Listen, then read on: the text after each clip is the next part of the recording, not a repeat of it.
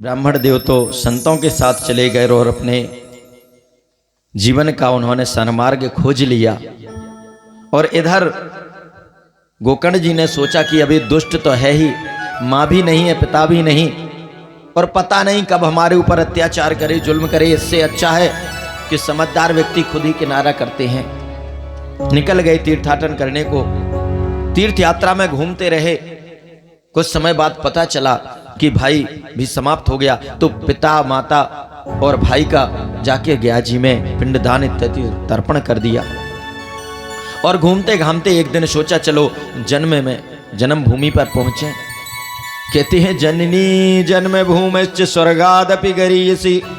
जो जननी है माँ और जन्म भूमि इस स्वर्ग से बढ़कर होती है। इसलिए महाराज अपनी जन्मभूमि का जहां पैदा हुए हैं और जिस मां ने हमें पैदा किया है, जननी ने, उसका कभी उपकार हमें नहीं भूलना चाहिए। ऋण नहीं हो सकते हम नितों से कभी। मां के उपकार से, मां के एहसान से और इस जन्मभूमि के ऋण से अपनी जन्मभूमि को। और आए रात में आते हैं तो कहते हैं महाराज रात्रि में जब वो आए हैं तो उस समय रुक गए, मकान खंडर बन चुका था।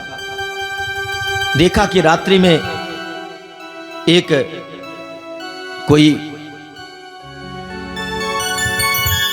इस प्रकार से छोटा सा बिल्ली की भांति कोई पशु है और धीरे धीरे आंगन में कुछ कोलाहल कर रहा है, आवाजें आ रही हैं उसके चीत्कार की। महाराज सुन करके गोकर्ण जी ने सोचा क्या है। थोड़ी देर में देखा कि उसने रूप बदला, थोड़ा बड़ा रूप बनाया और भेड़ जैसा बच्चा दिखने लगा। थोड़ी देर में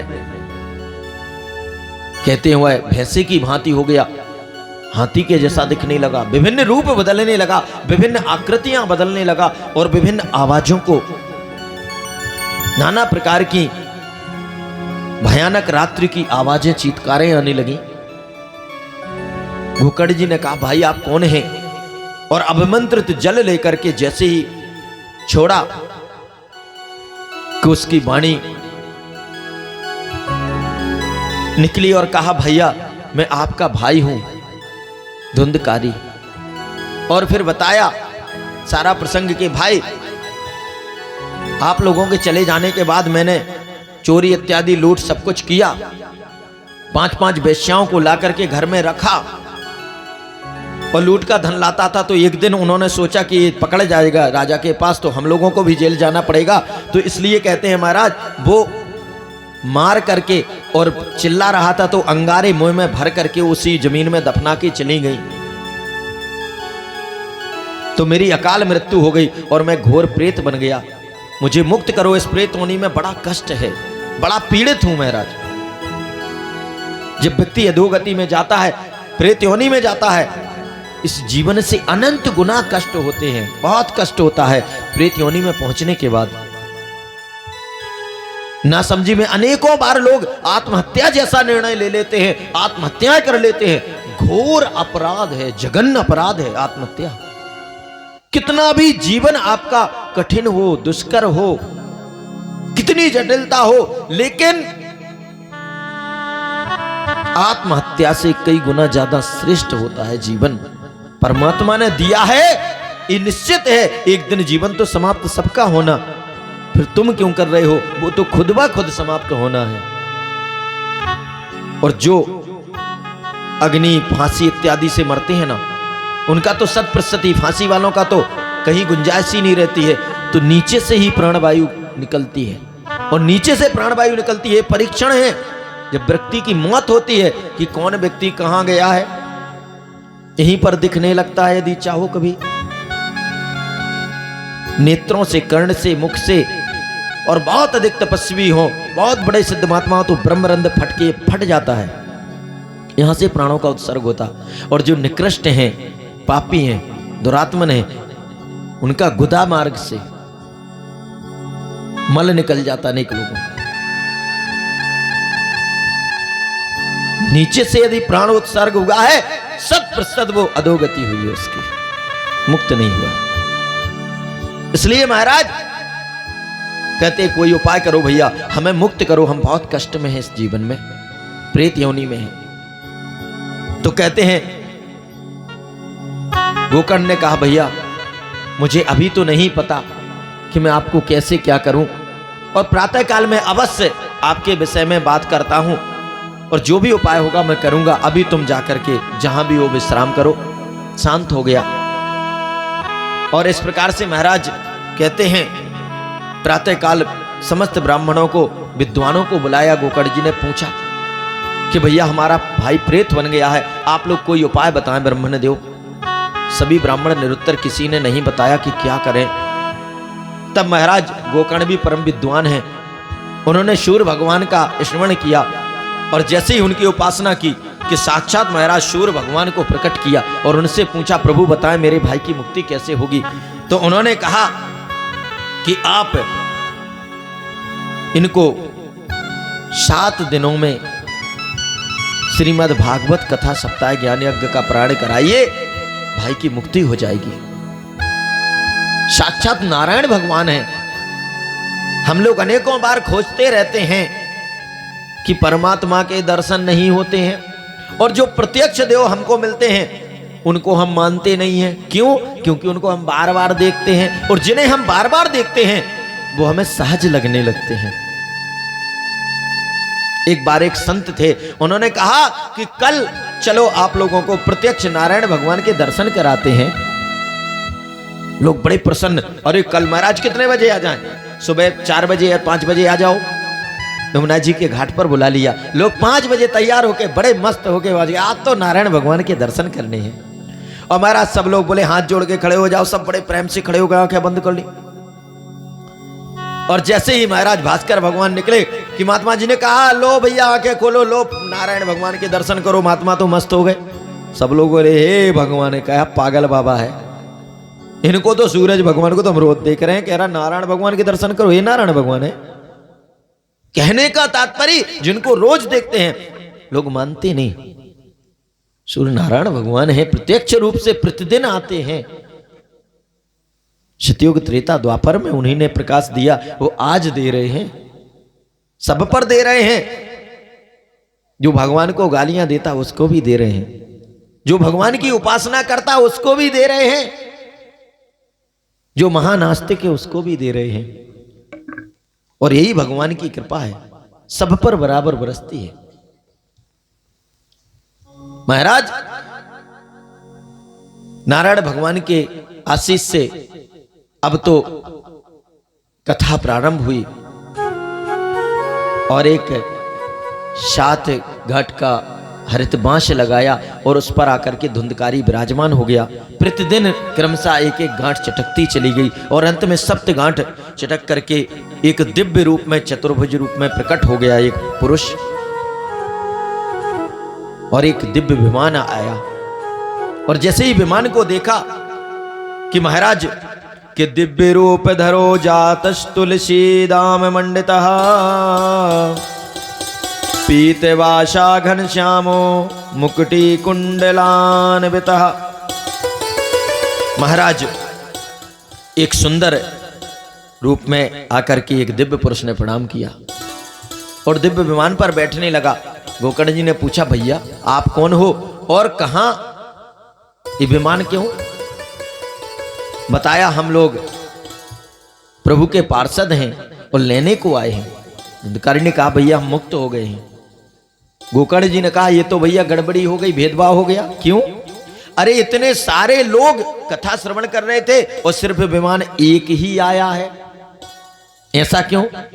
सारे लोग कर रहे थे तो सबको विमान आना चाहिए था। तब महाराज पार्षदों ने कहा भगवान के कि श्रवणस्य विभेदेन फल भेदोत्र संस्थिता श्रवणम तु कृतम सर्वेण तथा मननम कृतम कि फल भेदस्ततो जातो भवनादपि मानद। कहते हैं कि श्रवण विभेद, जो श्रवणस्य विभेदेन है, श्रवण का भेद है। भैया महाराज पंडित जी आप कह रहे हैं भेद कर रहे हो, हम भेद नहीं कर रहे हैं, पार्षदों ने कहा। तो भेद कौन कर रहा? भेद आपके इन श्रोताओं में है। यहां पर सिर्फ एक धुंधकारी ऐसा था जो मुक्ति के लिए भगवान से प्रार्थना कर रहा था और बड़े ही ध्यान से कथा सुन रहा था, चिंतन मनन भी कर रहा था कथा का।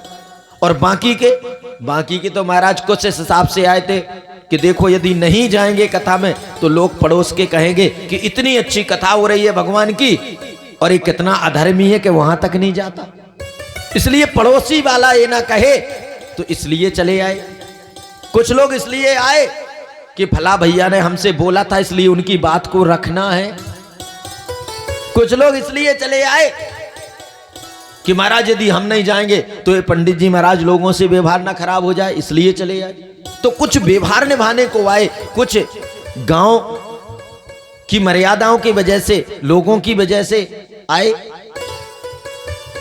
अनेक विचार से, अनेक प्रकार से लोग आए, इस हिसाब से नहीं आए बाकी कि हमें मुक्त होना है, हमें भगवान की भक्ति चाहिए।